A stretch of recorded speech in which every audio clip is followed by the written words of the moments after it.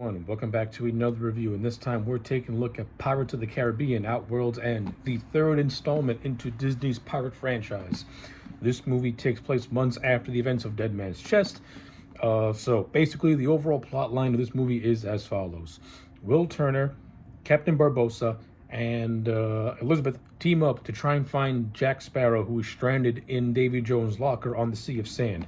After they get Jack Sparrow, they then plan their next course of action in a last stand against, not against, in their last stand against Lord Beckett, who is now in possession of Davy Jones's heart, which means he now controls the Flying Dutchman as he continues his plans to eradicate all pirates from the seas, which was his plan that was established in the first movie. So yeah, that's the overall plot line of At World's Ends. Let's see if I can make this review as short and sweet as I possibly can. So overall, I think World's End is a fitting conclusion to the original trilogy of the pirate movies. I think it ties up mostly everything in a satisfactory way, while also leaving it open for more standalone adventures to take place. So without any further ado, let's just talk about this movie. Now, I'm gonna get the negatives out of the way first, as I did with Dead Man's Chest. The biggest negative I have for this movie is the same negative I had for Dead Man's Chest. This movie runs nearly 3 hours long, and you feel the length of those 3 hours. This is not a briskly paced movie. This is a movie that starts off interesting and starts off pretty dark. And then after the first, let's say, half hour, the second Barbossa, Will, and Elizabeth find Jack in Davy Jones' locker, the movie just kind of meanders around until getting to the climax, and they're just going from location to location, while also getting some interesting character moments and some interesting like little mini beats here and there. The movie's just a slog to sit through, and I think it's because the villains, aside from Davy Jones, they're just not interesting.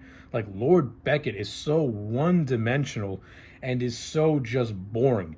Davy Jones is the better character. I liked him in Dead Man's Chest, and I like him more in At World's End.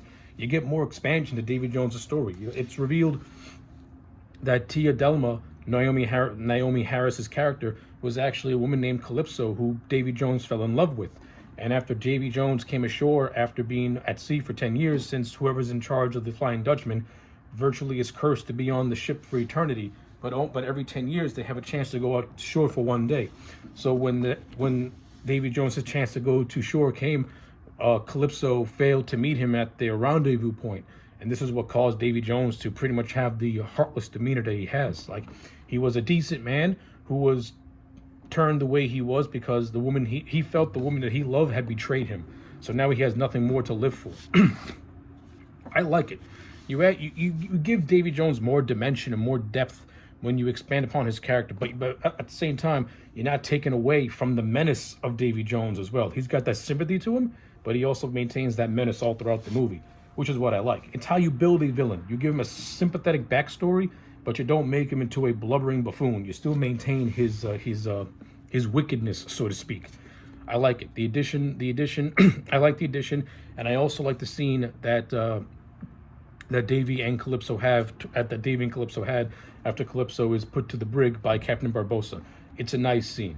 I enjoyed it. Like I said, this movie's got some good character moments in it, but it's the overarching story that brings it all down. And the character of I can't stress enough how boring the character of Lord Beckett is. The only interesting thing with Lord Beckett is this little subplot with Norrington, who pretty much gets back his old job, but now basically has to take orders from Beckett, who he clearly has no respect for, no liking towards. But you can also tell that Norrington is suffering from a conflict because he's bound by his duty and also bound by doing the right thing. And his character arc is concluded when he ends up doing the right thing by helping Elizabeth and the pirates. Of course, it's at the sacrifice of his own life. And I'm not too thrilled about that because I like the character of Norrington in the first two movies. Out of all the side characters, he's one of my favorites because he's a man that is bound by honor, but he also will give you a certain amount of respect if you best him. Like in the first movie. He begrudgingly works with Jack, but at the end, you see a sign of respect where he gives Jack that one day head start. Mainly, as Norrington's way of saying that he grew to have like a begrudging respect for the man. Like, yeah, like I'm not against the character of Dorrington dying. I just wish he would have actually sacrificed his life in the climax when the Black Pearl and the Flying Dutchman are fighting during the Maelstrom. I think that would have been a much more fitting climax for Norrington's character. But for what it was, his character went out the way he should have went out, which is maintaining his honor. And I kind of like the fact that it was actually Bootstrap Bill who gave the kill shot. Now, this is Bootstrap Bill, who is still under the influence of Davy Jones's command of the Flying Dutchman and Beckett's command. So, so he has to do what he has to do. So that was fine. That was a fitting end. In terms of other story beats that take place in this movie, I like the addition of Keith Richards as Captain Teague, the father of Jack Sparrow. And it's only fitting that Keith Richards played the father of Jack Sparrow, since Johnny Depp took some inspiration from Keith Richards himself for his character. So that was cool. That was a nice little addition. And yeah, don't really have a whole lot to say of Keith Richards. He has like maybe a handful of scenes and a couple of dialogues. That's basically it. But it's just the idea of Keith Richards playing the father of Jack Sparrow. That's what's pretty cool. This movie also has the inclusion of Chow Yun-fat, who plays one of the pirate captains. It's fine. Like the first half of the movie is basically Barbossa, Will, and Elizabeth enlisting the help of Chow Yun-fat to take down the East Indian Trading Company. So you get that. I like the opening prologue where people are just blatantly just murdered for conspiring with pirates, to the point where they actually kill a kid. I also like the stuff with Jack trapped in Davy Jones' locker. We found out that the Kraken, that he wasn't killed by the Kraken, but he was sent to exile in the locker and is now stuck in the sea sand. And when Barbossa and the Black Pearl go to try and save Jack, at first he thinks they're all just an illusion, but they end up being real. And then you have this overly long scene with this overly long just sequence where they're trying to get out of the locker, which they eventually do.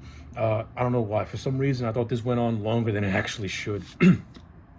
And again, once they get out of the locker, then it's just going from location to location until you finally get to the third act. Honestly, truthfully, if this movie just had, let's say, the opening prologue all the way until they rescue Jack, and then let's say we shave a good couple of minutes off of that and then not just stretch it out, and we shorten up and tighten up some scenes afterwards, this movie would have been fine at maybe 2 hours and roughly 10 minutes. Like, this movie desperately needed to have at least a half hour shaved off the runtime, because it did absolutely nothing for this movie. It just made it feel just overly long and bloated. Again, once they save Jack, they're going from location to location with nothing all of interest really happening.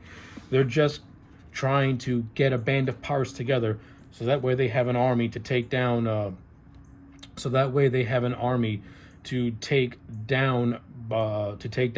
Davy Jones and Beckett, which finally leads to the climax and the Maelstrom, which is the best part of the movie. It's bombastic, it's flashy. You have Barbossa wedding Will. You have Barbossa acting as a minister to Will and Elizabeth, which adds on to the comedic nature of it in some scenes. And you also have a fitting end with Davy Jones.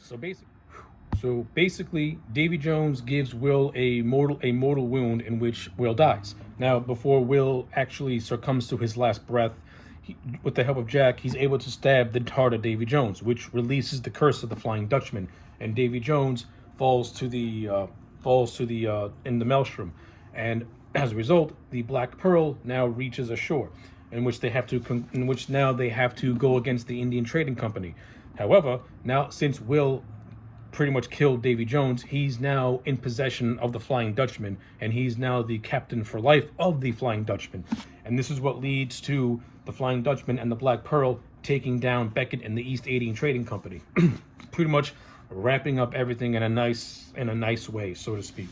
But I also like how Bootstrap Bill gets a redemption, because after Davy kills his son, Will and Davy have a nice little fight scene. But But I also like how now that Will's in possession of the Flying Dutchman, these guys are no longer have to look like sea monsters. Like they more or less regained their human form, because Will is somebody who is of a pure soul. Like Davy Jones is a tainted soul, so his captaining of the Flying Dutchman reflects his tainted soul. Since Will's more pure, his no his outlook reflects the Flying Dutchman. So I like it. I like that contrast. And so that's a good contrast. The movie basically that's the movie. That's basically the ending. Will goes to shore. He and Elizabeth have their final farewell.